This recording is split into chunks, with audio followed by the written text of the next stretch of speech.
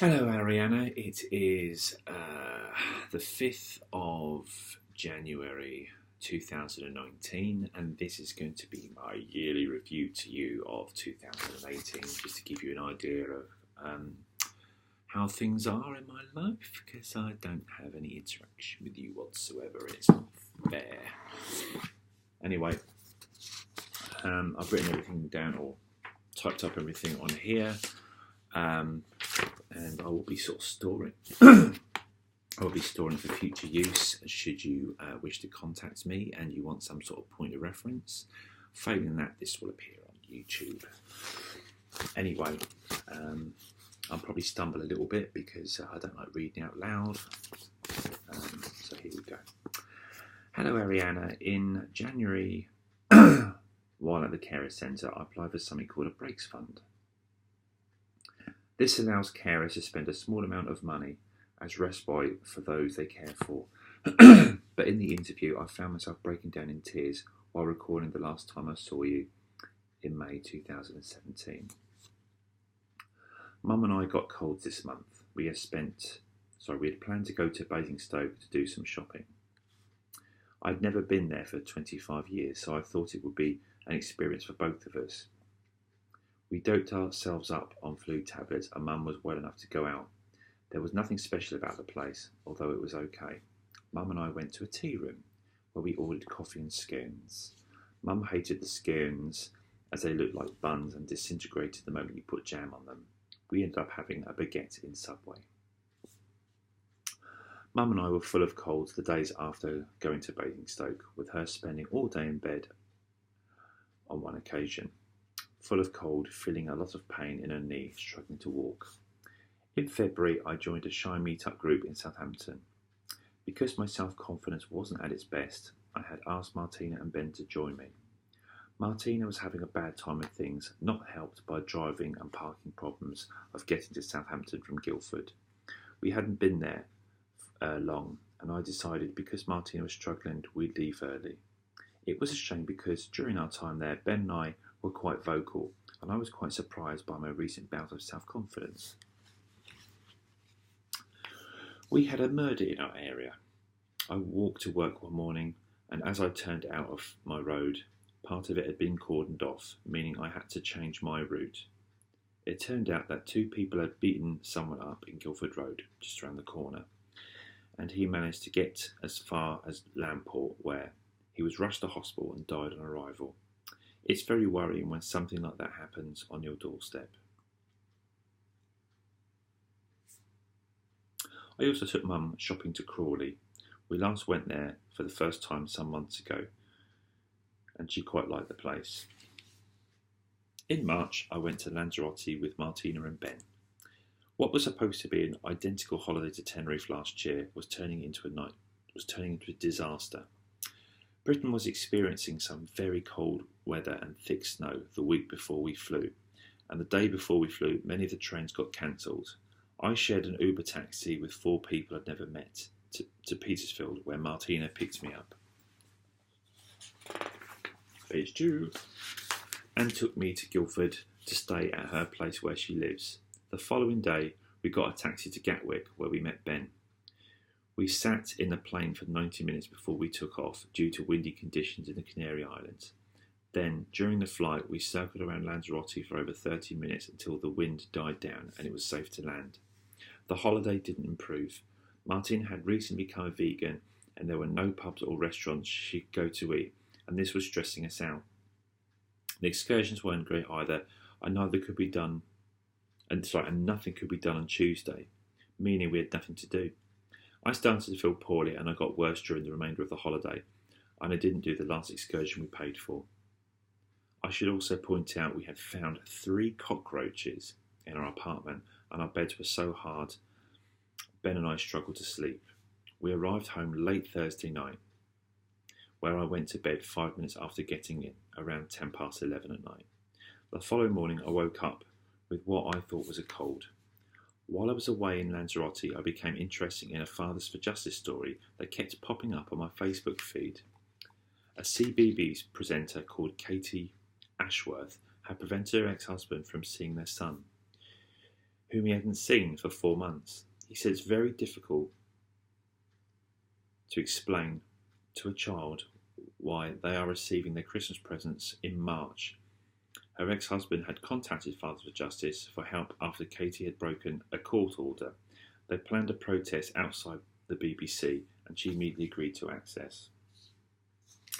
Something else I learned while looking into this, which was worse than I thought, was aside from the huge sums of money those richer than me pay in legal costs to see their kids, this becomes meaningless when the court orders are broken and it's all been for nothing. The thought of bankrupting myself when I have the uncertainty of a mother's health looming over me just terrifies me, especially as your mother has formed for breaking agreements. The month of April was a bit of a dead month for me, where as a result of what I picked up in Lanzarote, after having blood tests and a chest x-ray, I was diagnosed with a chest infection. This took over 7 weeks and 2 courses of antibiotics to get rid of. During this time I had very little energy, and this meant I couldn't take Mum out as far or as often as she would like, as pushing a 16-stone woman around in a wheelchair is tiring enough. I'd also been diagnosed with being pre-diabetic. Martina and I fell out as a result of something she said to me in Lanzarote when I was unwell. She was planning on staying at my place overnight so she could attend some acting gig. I'd asked her where in Portsmouth she was going to be. With me being ill at the time and not seeing Mum for a week, my main concern was to get home to recover and spend time with her. But Martina behaved very defensively as if I was going to stalk her in Portsmouth, and her behaviour really upset me. When we spoke on Facebook about this, she didn't seem to care that she'd upset me, so I suggested we have a break from each other so she could mull things over. Unfortunately, I found myself deleted from her Facebook list. She also filtered her messages and removed herself from the Southampton meetup group, and immediately repaid the money I lent her for Lanzarote, even though I gave her a deadline of September, 2 months after my birthday. Even though I gave her a deadline of September. 2 months and my birthday went by with no contact, so I blocked her from Facebook. I had a week off in May for my birthday. The plan for my birthday would have been to spend it with Ben and Martina. But with it falling during the week when Ben wouldn't have been available, it made sense for me to spend a Saturday with Ben in Worthing, of all places, and go out shopping and later to a Thai restaurant with Mum. Ben and I went to Worthing mainly as an idea to establish whether this could be another place I could take Mum. Aside from the fact that it rained all day, Ben and I didn't think much of the place. The pubs were fine, and there seemed to be there were a lot of greasy spoons cafes there. During my birthday week, I went to Cherbourg in France with my nephew for the day. It was only a shopping trip really, but we both really enjoyed ourselves to such an extent. We lost track of time and there was a mad rush to the ferry port coming back and we were running late. Mum finally had a knee replacement in May. We were told it is common for patients to be let out after 3 days once walking, but with Mum's age and health problems, I didn't think it was likely. After being in hospital for 7 days, she spoke to her physiotherapist, telling him she hadn't been on an oxygen machine for a week. Mum's memory had been worse than normal since she went in, but I assumed it was down to coping with the pain of the surgery. I received a phone call from the hospital on Saturday, 9th of June, informing me they were planning on releasing Mum from hospital that day. As telecare were coming round 2 days later to install some equipment for Mum's release, I said the time wasn't ideal, especially with my work commitments. They had already had my mobile phone number. I asked them to phone me if they knew when they were releasing Mum, so I could arrive home. I never received a phone call. I was upset to find Mum sitting at the dinner table on her own for nearly an hour, so I filed a complaint. Ben and I went to a gin and rum festival at the Pyramids on Friday the 15th of June. Although nothing spectacular, it was an enjoyable afternoon. Although we clearly preferred gin to rum. One glass of rum we tried tasted like dark sugar. For the next week and a half, Mum was very poorly, frequently not getting out of bed until the afternoon, which was unlike her. Her mobility was very poor, and she would frequently be out of breath. We were getting nurses coming around 3 times a day, but while I was at work, Mum pushed the panic button set up by Telecare. When I arrived home at 10:30, Mum was being taken to hospital in an ambulance with my sister, who'd been staying with us for a few days. The following morning, I learned that Mum had approximately £70 stolen from her purse while she was in an accident emergency. I originally thought that Mum had become frail, that she was making it up, but when I checked her purse, there was only coins in there. £20 of what should have been in there was what I gave her. I had to make a complaint about that too, although by the time I left work, no one had got back to me. Mum was so distressed that she wanted to discharge herself, and when I refused to let her come home, she threatened to kick me out. By the end of the week, Mum was home again, but she had no motivation for doing anything, and I was at the end of my tether with her, where I confided in a couple of nurses just how run down I was getting.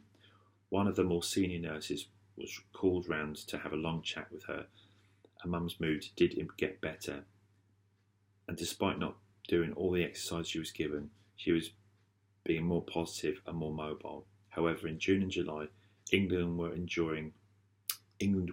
enduring a long heat wave, which people in general were struggling to cope with, including my best friend Ben's dad, who passed out in his local post office. Mum wasn't doing her exercises, so wasn't making any progress. She wouldn't wear her pendant alarm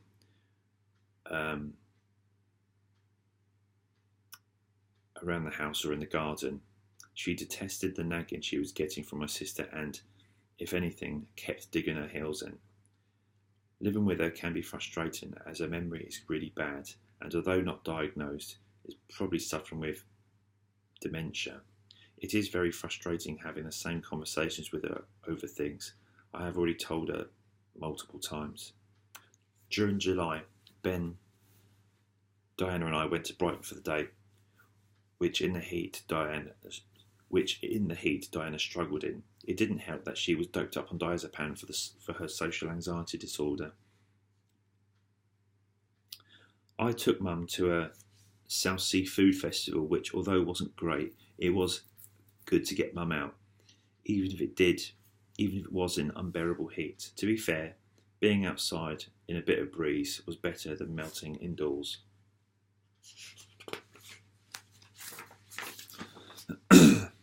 I also had a barbecue at Castle Fields with my friends Rachel, Ben and Simon. Sadly, I had to go to buy another disposable barbecue when the one we were using wouldn't stay alight. It was good to meet Rachel and Simon though, as I don't see much of them as I would like. During July, I took Mum to Worthing and Crawley to do some shopping. Mum quite likes Crawley, but our first trip to Worthing was a waste of time, apart from her loading up on pork joints and steaks from the butchers. I had a week off at the end of July and beginning of August. I had planned to go to Reigate to see Ben's dad.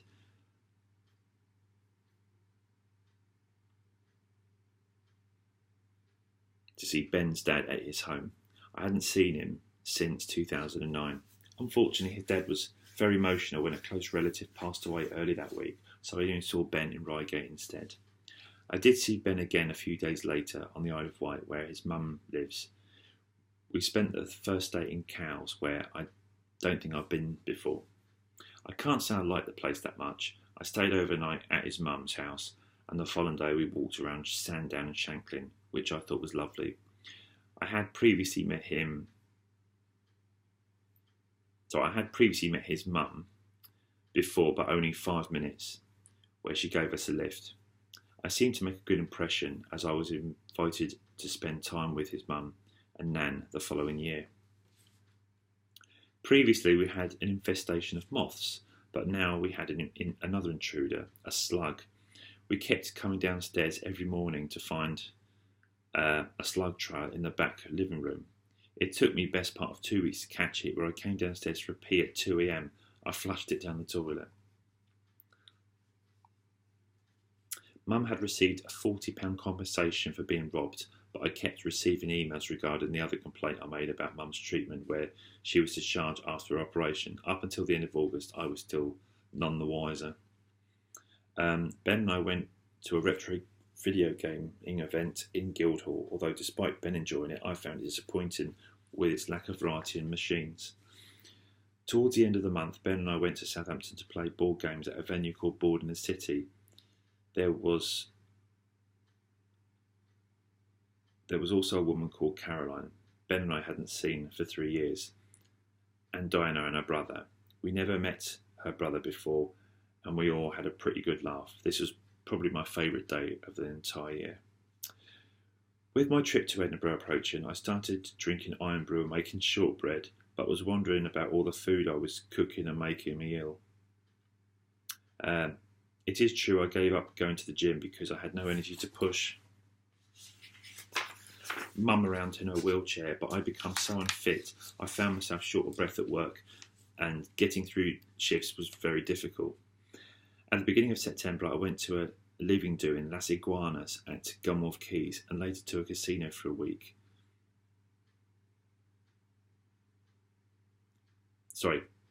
I'll start again. At the beginning of September, I went to a leaving do at Las Iguanas at Gunwharf Quays and later to the casino for a work colleague who'd moved to Southampton branch. We were drinking shots and cocktails, but I really paid for it the following day. I decided I needed to review my diet and restrict myself to low-calorie drinks where I can, and seldom drink alcohol. I did have a great night out, although I later found out 3 of the 9 that went out may have been taking cocaine. I achieved a milestone this month in being the 10th year anniversary of when I returned to work after a 12-year absence. A woman who was a fellow member of the carer centre had asked me if I could go and meet her 23-year-old autistic son. All he does is stay in his room playing video games, and she felt that with my interest in video gaming, although it's really the past tense these days. The first time I met him, we really got on, and we chatted for hours. However, the second time I met him, his mother picked the wrong evening, and he was playing a video game with many others online. So the evening was spent talking to his mother. The plan was to take him to a retro gaming cafe, but I told her that she needs to go there first to check out whether the venue is suitable for her son. I went to Edinburgh with 4 other people, although Ben and I didn't see much of the others. Diana had a chest infection, so we seldom saw her or her husband. Although we saw a fair bit of her brother Christian, Ben and I tried haggis for the first time, which we rather liked. We also went on a whiskey tour, 2 boring underground tours, a food tour and a walk up a mountain called Arthur's Seat. The holiday certainly made up for the appalling Lanzarote holiday that ended the friendship with Martina. In October, I went to the dockyard with Diana and Christian to see the Mary Rose. I have to say, I found the day somewhat boring. Christian was very interested in what he was seeing, whereas I wasn't really. There was an awful lot of chat about English and American politics, which froze me out somewhat. Diana had her 33rd birthday, and Ben and I got someone I knew to bake and decorate a cake in the style of Laurel and Hardy. I took the cake to her in Southampton, and afterwards we had a disappointing meal in a Polish restaurant, followed by another gaming afternoon in the gaming cafe Board in the City.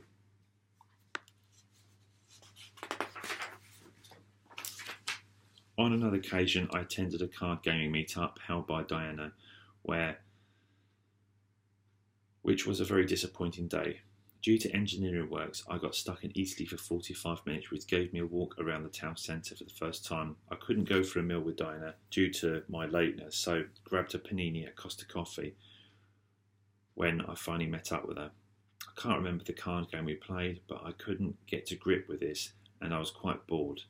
The following week, I took Mum to Eastleigh, but the temperature had dropped dropped a lot in 24 hours, and the cold and our shopping experience wasn't very pleasant. I also made a new friend called Jenna through work, but it was somewhat short-lived as I found her somewhat clingy and jealous of my female friends. Her constant texting was somewhat needy and was making me anxious, so I upset her by putting the end to things. She was a nice girl, but I didn't need the level of stress she was causing me. She was freaking me out, though, by getting a photo album done with all your photos in it. When I went to work, I was unprepared when someone told me what she had brought in. It freaked me out thinking your mother had been in, but in fact was Jenna's 3 children. I was contemplating going part-time within the next 18 months to coincide with my 50th birthday. Working 5 days while finding a day or two to take mum out was really tiring me out. I felt an extra day off work would allow me to go to the gym on one of my days off. I did return to the gym on a pay-as-you-go basis, which seemed to work for me.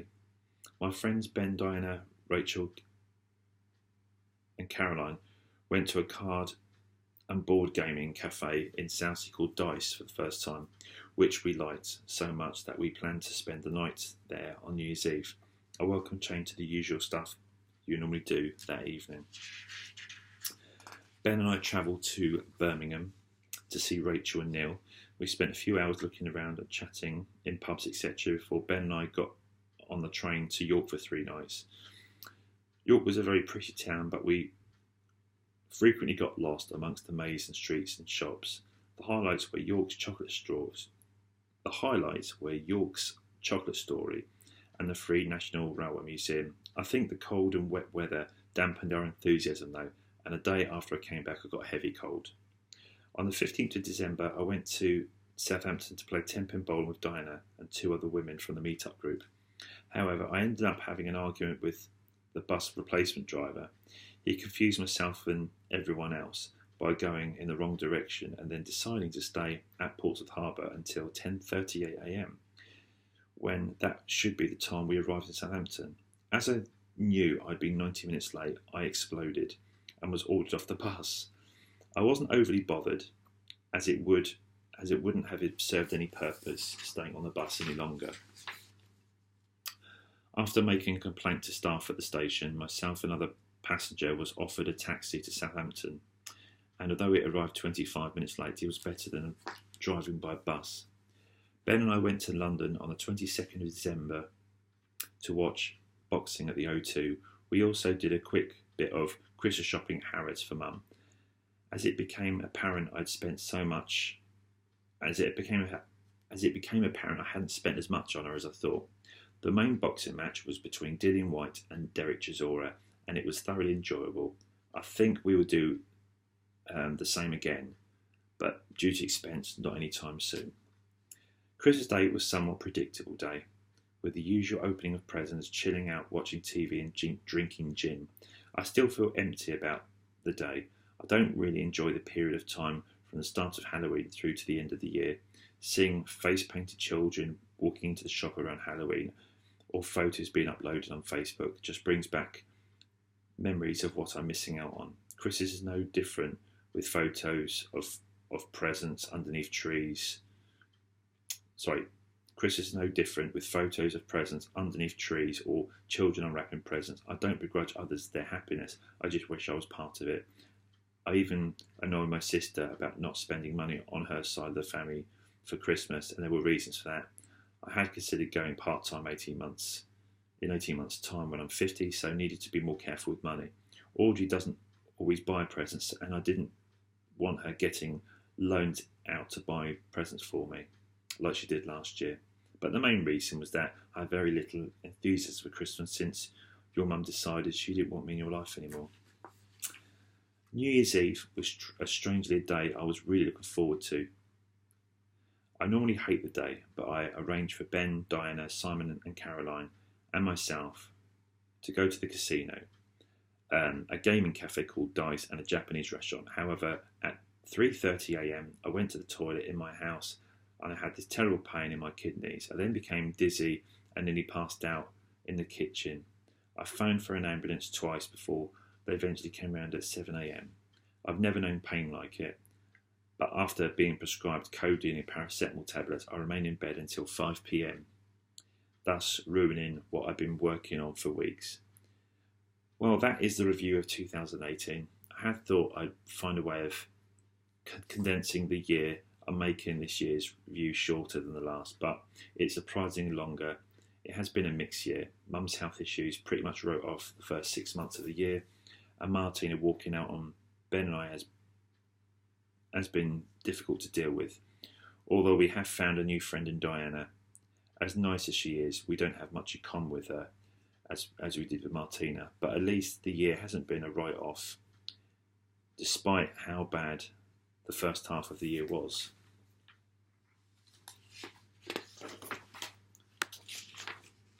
Something else that occurred to me in December.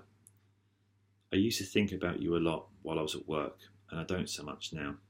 One way of looking at it is by saying I'm fine and moving on, but a big part of me doesn't want that. I don't want to feel disconnected. Although I still feel empty a lot of the time, I still worry about the future and whether I'll be reconnected with you and whether you'll believe and accept what I tell you. I also worry about whether I'll be alive before I get the opportunity to be reunited with you again.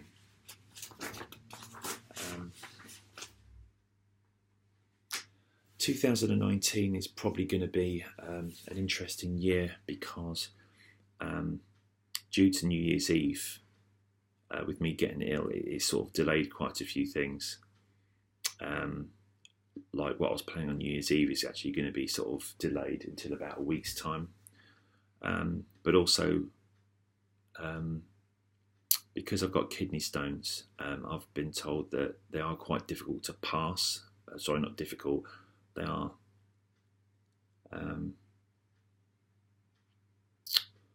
they're quite painful to pass. It can take about 45 days. So it basically means that there are certain things I'm not really going to be able to plan for the first couple of months of the year. And I'm hoping I'll get some sort of surgery. I've got to have some ultrasound.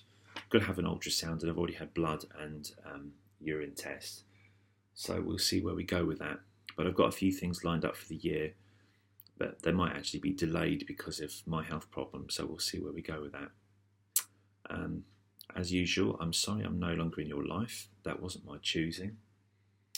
I decided to walk away in 2017 because your mum wouldn't let me see you anyway, and I needed to move on. Although, to be fair, because of mum's health problems, I haven't been able to. Anyway, speak to you next year. Bye.